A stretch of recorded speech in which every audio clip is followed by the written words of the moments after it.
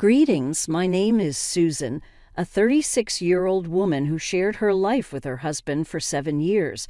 Initially, things were great between them, but a negative shift occurred when Dylan, her husband, received a promotion. Susan observed a change in his demeanor, becoming cocky and arrogant, and noticed him distancing himself from her. Concerned, she confided in her trusted mother-in-law, expressing her confusion about Dylan's behavior. Despite attempting to communicate with Dylan multiple times, Susan found him dismissive, always insisting that everything was fine. When she suggested seeking couples counseling for a more structured approach, he reacted with anger. Perplexed by this unfamiliar behavior in her husband, Susan's mother-in-law suggested that perhaps her affectionate attitude and idealized view of Dylan blinded her to the truth.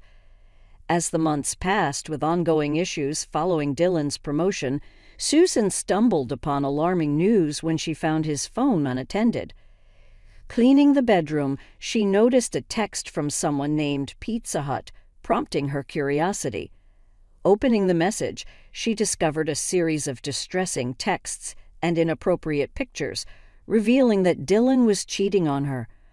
Overwhelmed by the shocking revelation, Susan hastily locked the phone as she heard Dylan approaching. When Dylan entered, inquiring about his socks, Susan, attempting to hide her distress, mentioned tidying up the room. Dylan noticed her troubled expression, questioning why she looked as if she had seen a monster. At that moment, Susan realized that the person standing before her was no longer the sweet Dylan she knew, but an unrecognizable beast, shattering her world and breaking her heart in a matter of seconds. At that moment, I lacked the strength to address what I had just witnessed. I mumbled something about experiencing period cramps, and he left for the night. Alone, I sobbed into my pillow while my unfaithful husband slept peacefully beside me. Despite the overwhelming sadness, anger consumed me. How could he betray our relationship after everything? Holding on to this anger, I decided to confront him by exposing his infidelity to no one other than his mother. Early the next morning, I accessed his phone and collected all the evidence I needed before Dylan woke up. It turned out that his mistress's name was Rebecca. I sent all the information to my phone, placed his device back where I found it, and patiently awaited Gloria's arrival. Gloria arrived shortly after Dylan left for work. When I showed her the distressing evidence, she mirrored my look of horror and disgust. After a moment of shock, she voiced her concern, stating that something needed to be done as Dylan had lost control. Feeling deeply hurt, I confided in Gloria, acknowledging my pain. She reassured me that we would get through this together and decided to call Dylan on loudspeaker. During the call, she confronted him about the evidence, expressing disbelief and warning him of the consequences if it turned out to be true. In the ensuing silence, confirmation echoed.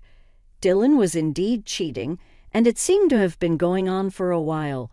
Gloria instructed him to return home immediately for a face-to-face discussion. Waiting for Dylan to return felt like an eternity. When he finally arrived, he brought along a surprise. Rebecca, confused and distraught. I demanded an explanation, referring to her as a wench. To my shock, Dylan declared his love for Rebecca, apologizing for the revelation, but expressing his newfound happiness with her. I now find myself in a position higher than most aspects of my past life. I am compelled to uplift myself. To put it delicately, you resemble the earlier version of a gaming console, while the reader is akin to the 5 pounds, Dylan. Do you comprehend the gravity of your actions? Are you aware of the turmoil you have subjected Susan to? How could you audaciously involve yourself with a married man? Do you possess no sense of shame? Well, Mother, I firmly believe that he and I are soulmates. He professes love for me, and reciprocally, I am in love with him. We plan to embark on a journey to build a family together. Oh, you assume you can change this man? News flash, dear, a cheetah remains a cheetah. Based on his recent revelations, he will perpetually seek the next bigger, better, and newer thing. You're not unique, sweetheart. Heed my advice and exit now before the situation worsens. I see that you are young with your whole life ahead. Don't be tethered to a man of such ill repute. Susan, I understand your pain, but it's not my fault that you've let yourself go. As a man, I have needs, and Rebecca fulfills them all. I want a divorce. My heart couldn't endure any more shattering. In my stunned state, I could barely respond. The situation was becoming increasingly dreadful amidst the shouting between Gloria and Dylan. I received a text from our family lawyer. It informed me that my great-uncle had passed away, leaving me an inheritance. However, due to family disputes, the processing would take longer than expected. The message concluded with a plea to call for further clarification. Considering my tumultuous and toxic family background, I harbor serious doubts that there would be any inheritance left for me. I've always found myself at the bottom of the priority list, a sentiment that echoed in my failed marriage. Tuning back into the commotion, I realized Susan was addressing me. Dylan, you've revealed your true self. You no longer want to be with me. I can't fight for someone who won't fight for us. By the time karma catches up with you, you'll regret your existence. I'm done here. With whatever strength remained, I collected my belongings, packed my essentials, and walked out the front door. Gloria called after me, offering reassurance that everything would be fixed. Holding on to the belief that her sweet baby boy was still alive, however, all I saw was a hollow shell of a man. For the following weeks, I took refuge in cheap motel rooms while Dylan expedited the divorce proceedings with the help of his friends. Despite his acknowledgement of the hardship on my end, it seemed like a feeble attempt to ease his guilty conscience. Emotionally drained, I had exhausted all my tears. Approximately 8 months post the tumultuous events, Dylan and I were officially divorced amidst the legal wrangling over assets. Surprisingly, we maintained a cordial approach. Dylan, in his selfish nature, wanted to retain most of his money, knowing I had nothing to my name as a former housewife. Oddly enough, I desired none of that tainted wealth that had fueled his selfish and malevolent behavior. Well, I suppose that concludes our chapter. It was a pleasure knowing you, Susan. Take good care of yourself. I wish for your presence in a place more suited to your actions. I have no intention of maintaining contact with you, so kindly refrain from doing so. Have the day you believe you deserve. After our tumultuous separation, I walked away still bearing the weight of pain and disillusionment. Nevertheless, I managed to gather myself and, still legally married to Dylan, utilize the funds from our shared account to initiate a small business idea, a quaint cafe that I began renting. It became a means for me to generate income, recognizing that the divorce settlement would likely yield little or nothing for me. While en route to my newly rented apartment complex, an unexpected email from Bobby heightened my confusion. His message began with an apology for the marital ordeal I was enduring, but hinted at some positive news, urging me to contact him urgently. 5 hours later, we met at my cozy cafe, and Bobby, acknowledging my distress, cut to the chase. The revelation was astounding. I had inherited a significant sum. Shocked, I questioned him, and he confirmed that the inheritance was mine, apologizing for the prolonged process. Bobby explained that my great-uncle Arthur had bequeathed the majority of his wealth to me. He handed me a letter from Uncle Arthur expressing his understanding of the hardships I had faced, always being relegated to the back by both friends and family. I have made a firm decision that it's time to put an end to this situation. No longer should you endure pain and humiliation. Please accept this inheritance money and use it to improve your life in the best way possible. Given the nature of your toxic family, they may not be pleased with how the funds are distributed, but my concern lies solely in your health and well-being. Being as you read this, understand that all the money you are about to receive is rightfully yours. I want to spare you the troubles and negotiations with others, hence why you are receiving this money now. I am confident that you will use it to achieve wonderful things. All my love, your great-uncle Arthur." Upon finishing the letter, tears streamed down my face. Some customers left disturbed by the scene, but I paid no attention. Overwhelmed with joy, it was a refreshing change from months of tears and questioning why this had happened to me. "How much is it?" I asked. "It's $250,000, came the reply. I gasped.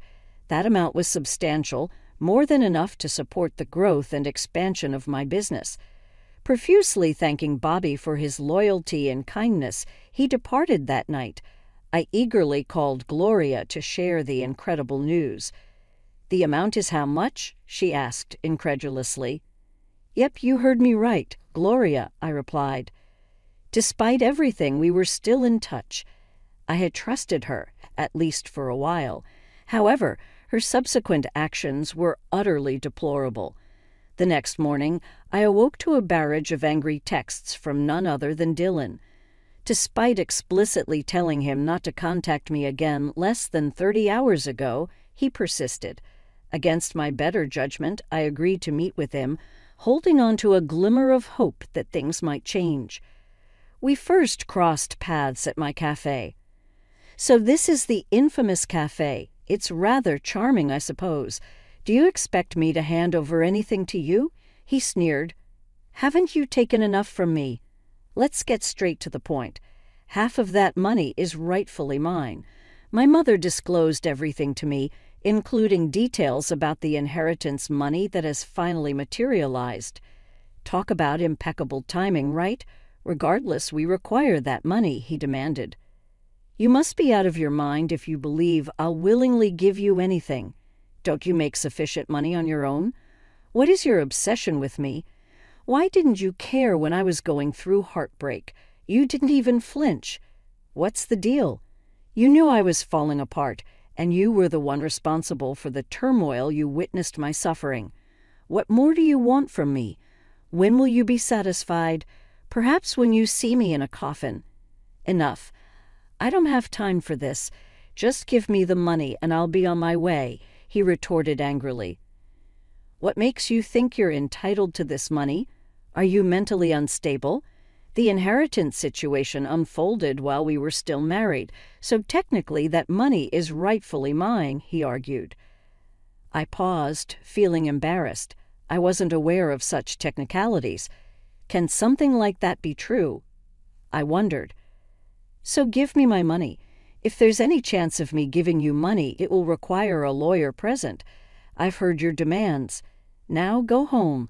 I'll contact you in the morning," I asserted. Dylan begrudgingly left, angry because he could no longer control me. If we were still married, I would have given him my kidney if he asked, but now I couldn't even bear to look him in the eye without feeling repulsed.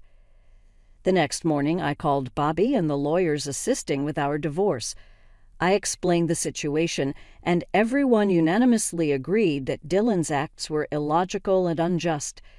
The inheritance money was finalized after the divorce papers were signed, meaning any money coming my way is rightfully mine. This aligned with my initial thoughts, but Dylan had attempted to gaslight me into believing otherwise. Frustrated, I drove to the house determined to confront the situation head-on. For 7 years I used to call it home, persistently knocking on the door until someone finally answered. A tense exchange ensued. "I'm not here for you. I'm here for your evil fiance," came the bewildered response. "What is the meaning of this? Don't you dare come into my house and cause a ruckus," Dylan retorted. "Oh, you mean our house? The house that we built together? You have a lot of nerve treating me this way as if I wasn't good to you. I genuinely believe that you should get your head checked because there are some screws loose. Where is your mother?" "Like clockwork," I remarked. Gloria emerged from the kitchen asking, "Now what's all this noise I'm hearing?" "Gloria, how could you do this to me? What do you mean you told your trifling son about the inheritance money? "What for?" I demanded. "Don't speak to me about my son that way." I told him because, well, I believe that perhaps we could partake in some of that money. I should have known where Dylan got his cheating habit from. I guess the apple didn't fall far from the tree. All of you are sick, trying to siphon money from me. I'm struggling to keep afloat, and something good has happened to me for once in my life, and you people want to take that away from me. "Well, too bad," I exclaimed. I went on to explain to the bumbling folks that the money I got was entirely mine, and because the divorce papers were signed, there was no way for any of these people to get their hands on my money. Of course, Dylan didn't like this news at all and proceeded to go on a rampage, yelling, cursing, and even breaking things. When Dylan got into his car and drove off, I thought we were done arguing. But when I arrived at my cafe, I found my store vandalized, broken windows and damaged furniture littered the scene. Immediately, I recognized the culprit behind the vandalism and promptly dialed the perpetrator, Dylan. Expressing my disbelief, I accused him of vandalizing my shop, emphasizing the necessity of his actions due to his failure to provide the owed money. In a somewhat threatening tone, I hinted at the absence of security cameras, implying that pressing charges would be a futile endeavor. After disconnecting the call, I reached out to my friend Bobby to assess the situation. To my surprise, Bobby found the situation amusing and saw an opportunity for legal action. Despite my distress, Bobby pointed out that we could sue Dylan for the damages caused, suggesting a chance to renegotiate the terms of my divorce settlement. Frustrated and believing that Dylan had ruined my life, I expressed my concerns to Bobby. However, he assured me that we could build a case against Dylan. To my relief, it turned out that the building's cameras were operational, capturing Dylan's vandalism. Presenting this evidence to Bobby, we collaborated to compose a compelling case against Dylan. Fortunately, our case was well received, especially considering the tumultuous history of our relationship and the evidence of verbal and emotional abuse. The judge ruled in my favor, awarding me $32,000 in damages. Enraged by the judgment, Dylan attempted to appeal, but his appeals were consistently rejected. With the acquired funds, I could now focus on nurturing and expanding my cafe. The last update on Dylan, Rebecca, and Gloria revealed constant quarrels, and rumors suggested Dylan's involvement with a young, attractive blonde woman.